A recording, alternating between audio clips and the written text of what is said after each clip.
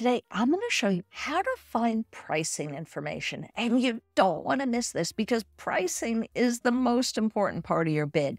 And this info could be the difference between winning or losing your next bid for a government contract. See, the key thing is that most government contracts are rebid every few years, which means the work you're interested in is probably already happening right now under a current contract that's going to expire soon.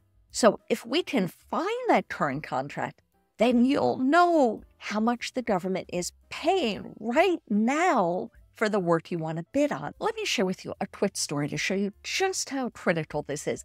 I had dinner with an experienced business owner who was pouring a ton of money into a bid for a government contract. He was flying across the country and paying proposal writers. And you should have seen his face when I told him the current contract was only worth a couple $100,000, not the millions that he thought it was worth. If he had followed the steps that I'm going to show you here, he would have saved himself thousands of dollars and a ton of wasted time. Okay, let's walk through all the steps. First, we'll find a contract to bid on, and then we'll find the current contract that's performing that same work, and we'll find the dollar value of that current contract. To find a contract to bid on, we go to SAM.gov. This is where the government posts contracts that are open for bid. We'll click on Search, then select Domain, and then choose Contract Opportunities. Now we'll use the filters on the left to find contracts that are relevant for your business. So let's say your business provides administrative support services. Here's what we do. Click on the filter for product or service information, and then in the box labeled NAICS code, we'll type in 56. NAICS codes are used to describe what industry you're in, and 56 is the code for administrative support services. If you don't know your NAICS codes, you can go to this website and look them up using a keyword search. Next, we'll use another filter called Set Aside. This lets us search for contracts that are reserved for certain types of businesses, like small businesses. I'm selecting Total Small Business Set Aside.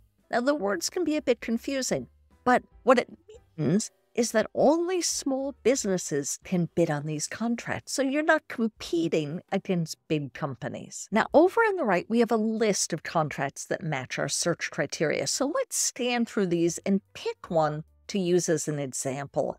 And how about this one? USDA Forest Service Sealy Lake Janitorial Services. When we click on the title, we're taken to the contract page where we see a description of the contract, and below that we see links to download the relevant documents, and you'll want to download all of the documents provided. But I want to show you this document, the Performance Work Statement. This describes what work is to be performed in the contract. And when we scroll down in the document, we see it says that this contract is for a base year and 4 option years. In other words, it's a 5-year contract. So chances are this contract is currently being performed by some company and their contract is about to expire, which is why the government's rebidding the work. So now that we found a contract to bid on, let's move on to finding the current contract's details.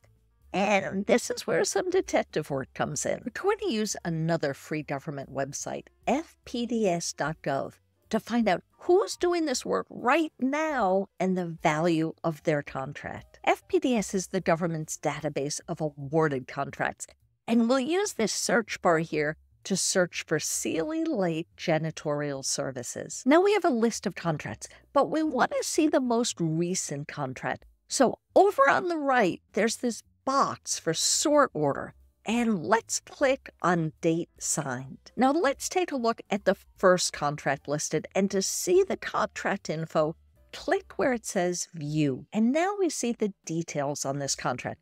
We see that the contract start date was March 10th, 2020, and the contract completion date is September 30th, 2024.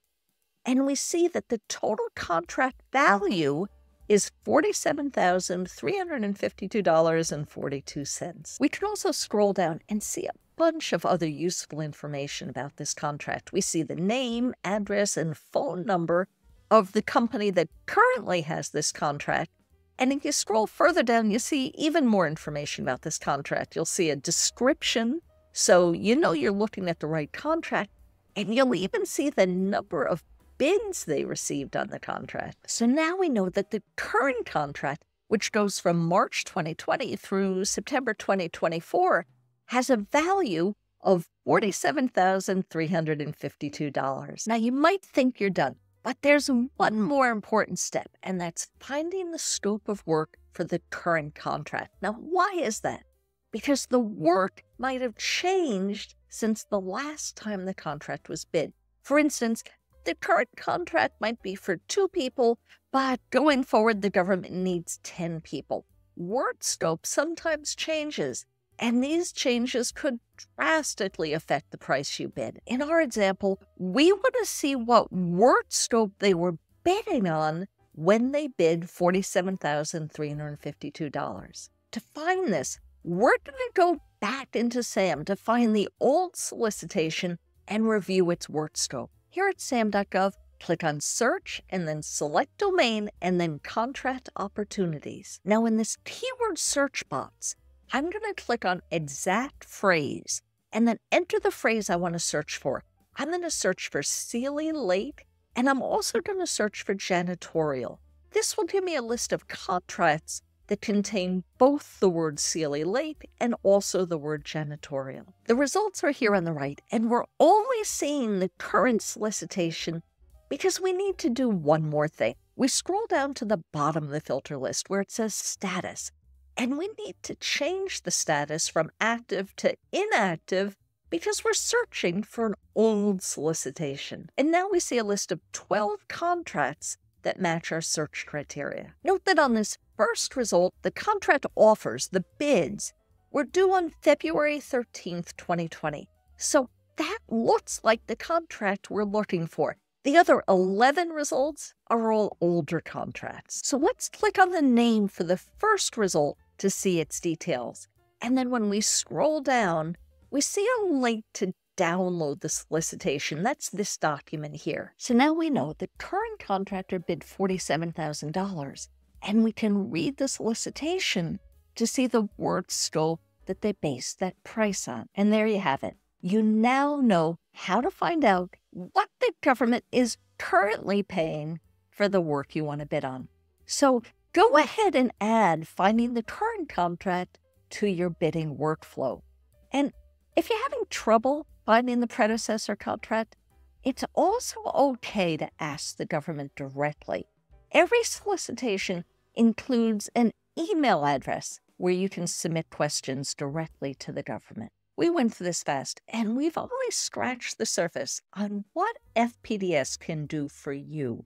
You can use it to find who's buying, what they're buying, how much they're buying, how often they're buying. So for the next step in how to use information to gain a real competitive advantage and win more contracts, watch my complete FPDS tutorial next. It's a detailed guide that walks you through how to find buyers, research competitors, find potential teaming partners, and uncover data that's going to give you a real advantage in your bids. So go ahead, click on that video and take the next step. Thanks for watching, and I'll see you in the next video.